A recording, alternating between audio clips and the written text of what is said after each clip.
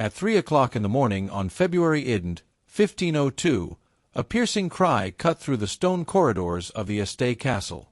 It was not a scream of fear, nor of agony, but something far more unsettling.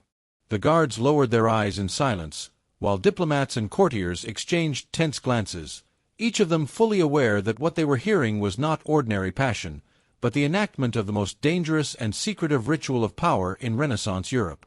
On that freezing dawn, as Ferrara slumbered under a blood-red moon, an event unfolded in the ducal chambers that would alter the balance of Italian politics. Something so intimate and yet so strategic that official documents locked it away for nearly 5 centuries. When those papers surfaced, they revealed how a 22-year-old woman transformed her body into the most devastating weapon of diplomacy her world had ever seen. Picture a royal bedchamber where every sigh and every gasp is treated like currency, where a woman's flesh becomes a battlefield and the consummation of marriage is carried out not as romance but as ritualized warfare capable of toppling dynasties and cementing empires. What you are about to uncover is not just the truth of a scandalous wedding night. It is the revelation of a political protocol so secret and so sexually explicit that it remained buried in Europe's most confidential archives for centuries.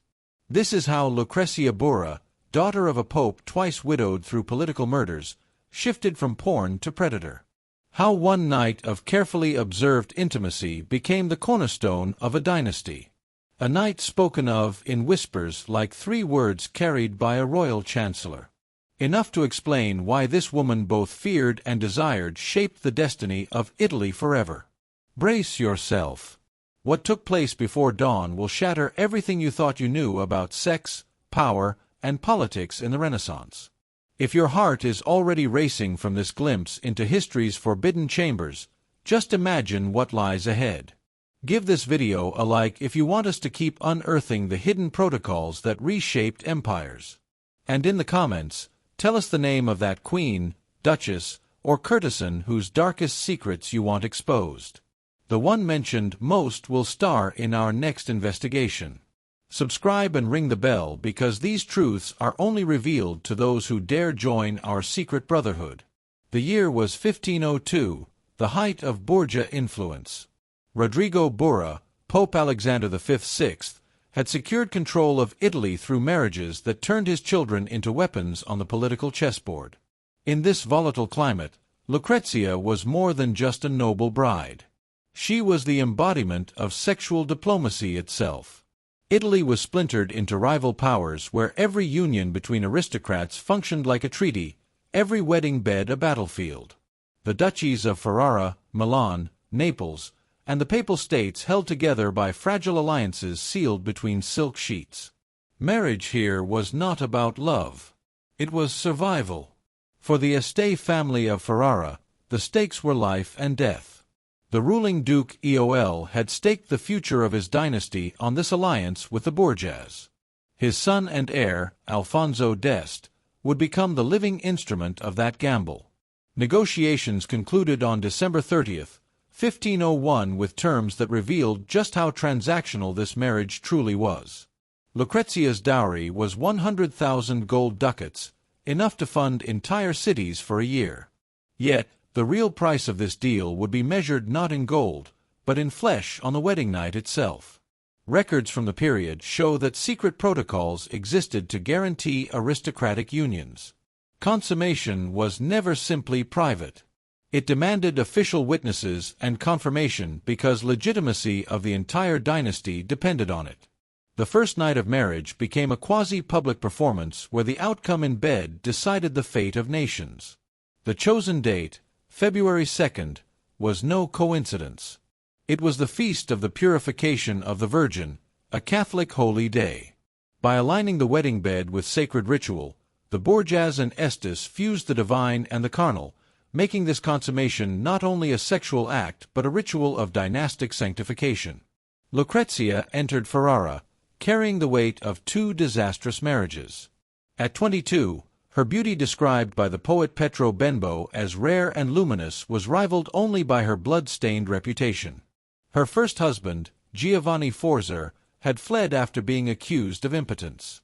Her second, Alfonso of Aragon, strangled to death inside the Vatican, a victim of papal intrigue.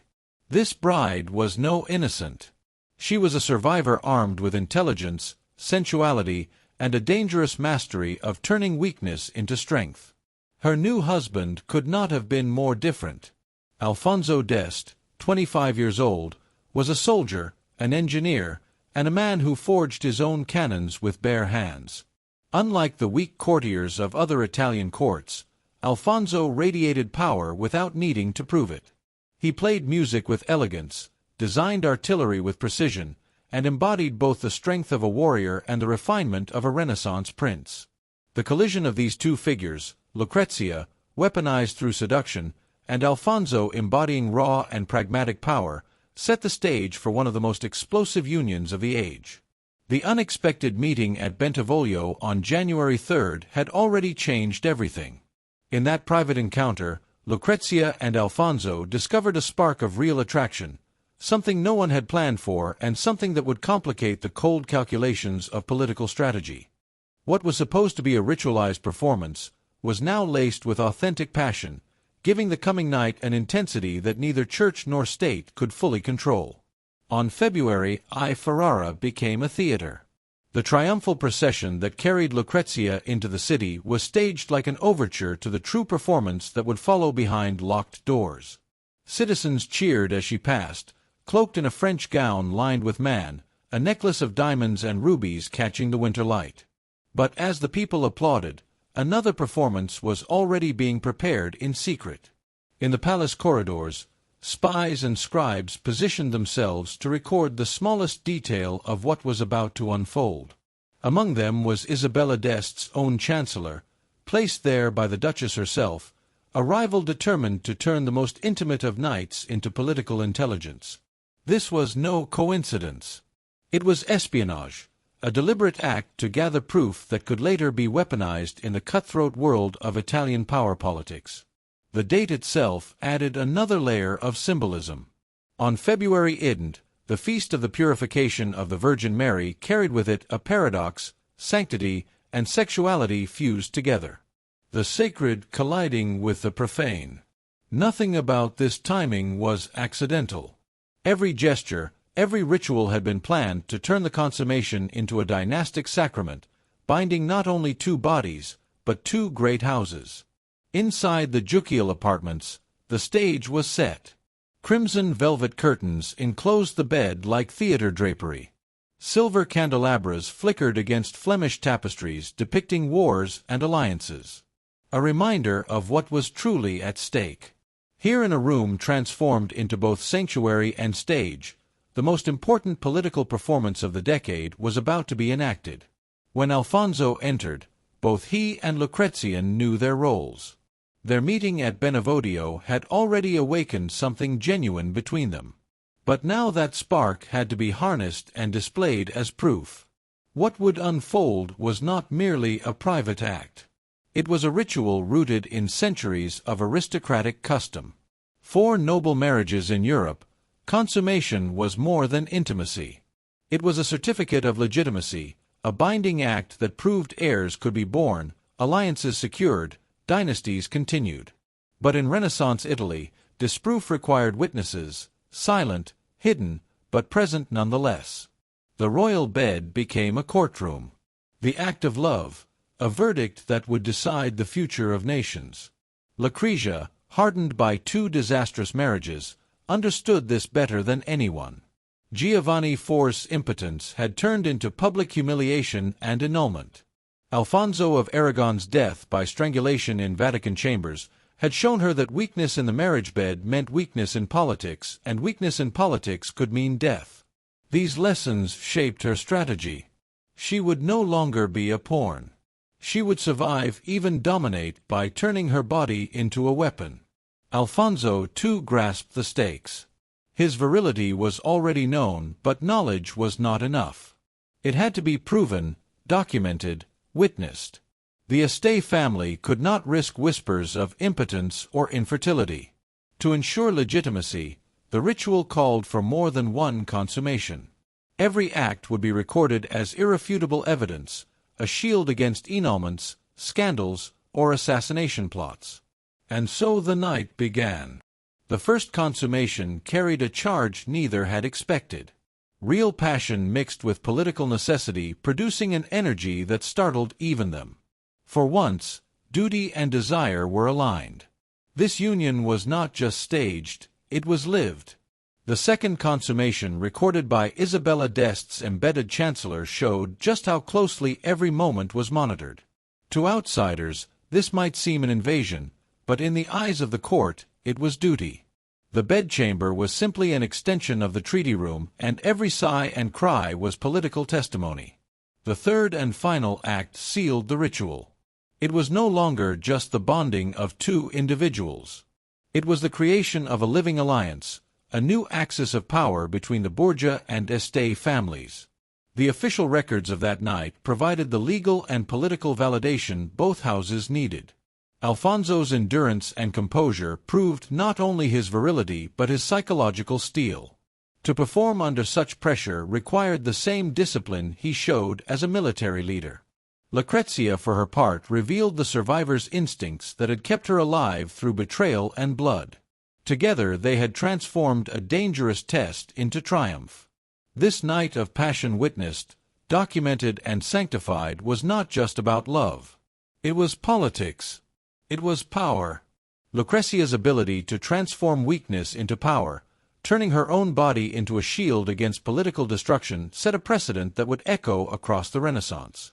The meticulous notes recorded by the official chancellor became more than gossip or scandal. They became a binding document, a certificate of dynastic legitimacy that could protect the Este union for decades. Within those pages lay a guarantee against annulment, against plots to undermine the marriage, against the excuses rival powers often used to launch military or diplomatic attacks. That night on February 2, 1502 created a new paradigm.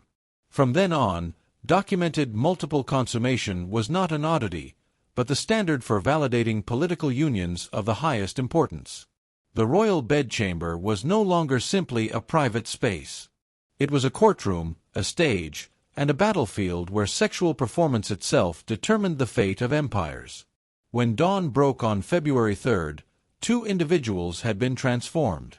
No longer simply bride and groom, Lucrezia and Alfonso emerged as architects of a new political reality. Their successful execution of the dynastic ritual gave the alliance a foundation so strong it would ripple across Italy for decades, showing the world that sexuality, when harnessed strategically, could be the sharpest weapon in a ruler's arsenal. The reverberations spread far beyond Ferrara's castle walls. What had begun as an intimate ritual was now a political earthquake. Rivals who had prayed for the marriage to collapse were left powerless in the face of documented proof. They could no longer dismiss Lucrezia as a tainted pawn or Alfonso as a mere soldier. The record stood as irrefutable evidence. This union was both legitimate and unbreakable. Almost overnight, Lucrezia's position within the Este court transformed. No longer a tolerated outsider, she became essential. Her survival was now tied directly to the survival of the dynasty itself. Her death would bring chaos, so her presence guaranteed stability. For the first time, she was untouchable.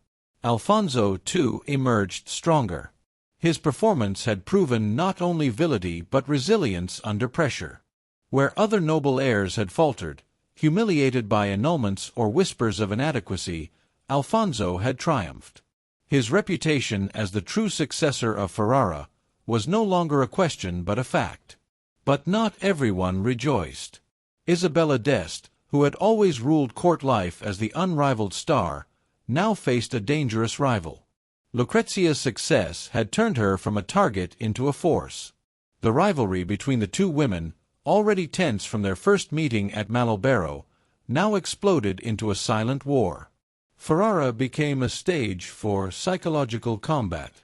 Subtle gestures, whispered rumors, quiet contests for influence that would shape the court for years to come. The alliance also reshaped Italy's geopolitics.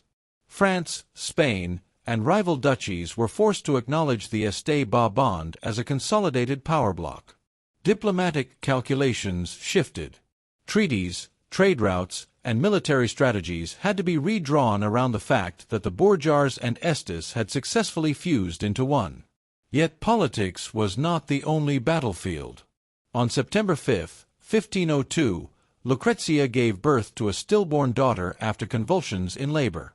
Rumors erupted immediately. Was the child conceived on the wedding night or earlier during her secret meetings with Alfonso before Ferrara? Chroniclers obsessed over the timeline because paternity was not simply personal. It was political proof of legitimacy. Brescia nearly died herself, struck with childbed fever.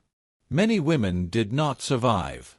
Her recovery was viewed by contemporaries as proof of divine favor, evidence of her strength and reassurance that she could still provide heirs. But the ordeal changed her. Confronting death in childbirth hardened her sense that survival in this world demanded more than beauty or obedience. It demanded strategy. This new clarity led her down another dangerous path. About a year later, she entered into a relationship with Francesco Gonzaga, Marquis of Mantua, and the husband of her bitter rival, Isabella d'Este. It was an affair born not only of passion, but of calculation. By choosing Isabella's own husband, Lucrezia struck at her rival's pride while securing another line of political protection. The relationship was carefully hidden, yet its impact was seismic. Letters between Lucrezia and Francesco, uncovered centuries later, reveal both authentic emotion and political cunning. She was not merely manipulating him. She found in Francesco a genuine connection, yet one that doubled as insurance against her enemies. Her ability to balance this affair while preserving her marriage to Alfonso showed the mastery she had developed over sexual diplomacy. She was no longer simply a survivor. She was a strategist, weaving webs of intimacy and loyalty that could shield her against any threat. For Isabella, the affair was devastating. To lose influence at court was one thing, but to lose her husband's attention to Lucrezia was an attack both personal and political.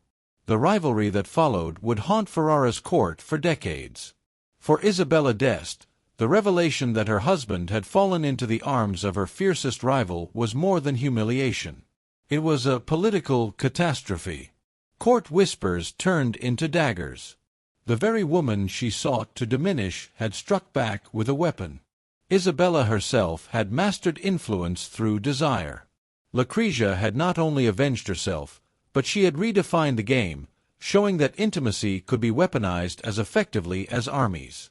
Her affair with Francesco Gonzaga, sustained for years, became a new model of Renaissance sexual diplomacy. These were not fleeting romances. They were tactical extensions of politics. Aristocratic affairs became safety nets, diversifying one's network of protection just as kingdoms diversified their alliances. Other noble houses soon followed, weaving their own webs of lovers and confidants as shields against betrayal and exile. Meanwhile, the legitimate heirs Lucrezia bore Alonso cemented her position beyond dispute. Each birth was living proof that the legitimation protocol of her wedding night had succeeded. With every child, she was no longer simply tolerated. She was indispensable. The Este dynasty's survival was tied directly to her body, her resilience, and her ability to deliver continuity. Her evolution was extraordinary. Once a pawn trapped in the brutal mechanics of dynastic marriage, Lucrezia had transformed into an architect of her own fate. She turned the vulnerabilities of her gender into tools of power, showing that strategy could coexist with survival. Where others were broken by circumstance, she mastered it. The wedding night of February 2nd and the archives it left behind remain one of the most detailed windows into how Renaissance marriage diplomacy truly worked. Strip away the fairy tale gowns and poetic vows, and what remains is raw calculation. Unions forged not for love, but for power. Consummations staged and documented to prevent annulment. Sexual protocols designed to anchor alliances in something irrefutable. The template pioneered by the bourgeois and the SDS spread. Documentation plus consummation became the formula for unshakable alliances. Even after their deaths, their descendants inherited not just lands, but a methodology. A cold, precise system where the bedroom was as crucial to politics as the battlefield. Lucrezia's transformation from pawn to power broker stands as one of the most striking examples in European history of a woman seizing agency in a world designed to crush her. She proved that intelligence, courage, and strategic intimacy could bend the rules of a system thought immovable. And yet, her story is only one shard of a hidden mosaic. The archives of Europe hold countless similar secrets. Protocols buried because they reveal truths too scandalous for the official record. Queens, duchesses, and courtesans wielded sexuality as a weapon, every bit as decisive as diplomacy or war. Did you know Catherine de' Medici perfected a system of seduction that let her control 3 French kings? That Anne Boleyn's mastery of erotic politics shattered England's Catholic unity and birthed a new religion. That Isabella of Castile ensured Spain's unification by orchestrating a consummation so thoroughly witnessed it required 5 official chancellors. These women were never passive. They were lethal players in a dangerous game, rewriting rules from inside gilded cages. If this glimpse into Lucrezia's world has unsettled you, if it's shown you that history's most forbidden truths are far more fascinating than the sanitized myths, then you've only scratched the surface. Hidden in Europe's secret archives are entire systems of bedroom diplomacy that reshaped empires. The past still has secrets, and you are about to discover them. Please like and subscribe to the channel. We will see you in the next one.